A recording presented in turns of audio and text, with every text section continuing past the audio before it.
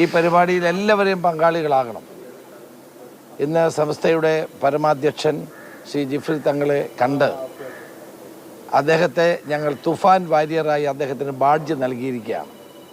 ഇതുപോലെ പ്രധാനപ്പെട്ട എല്ലാവരെയും തുഫാൻ വാരിയേഴ്സായി മാറ്റുക എന്നുള്ളതാണ് ഞങ്ങളുടെ ലക്ഷ്യം.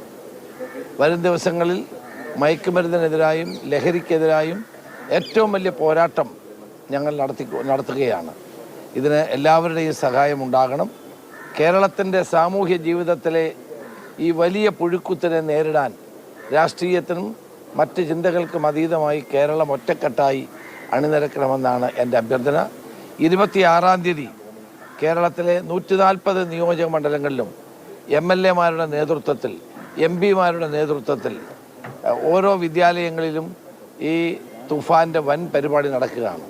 26-ാം തീയതിയുടെ പ്രത്യേകത ലോക ഡ്രഗ്സ് വിരുദ്ധ ദിനമാണ്. അത് കേരളമൊട്ടാകെ ഇത്തവണ വലിയ പരിപാടി എല്ലാ സ്കൂളിലും ഉണ്ടാകും. എല്ലാ സ്കൂളിലും തൂഫാൻ പതാക ഉയർത്തും. എല്ലാ സ്ഥലങ്ങളിലും പ്രതിജ്ഞ ഉണ്ടാകും.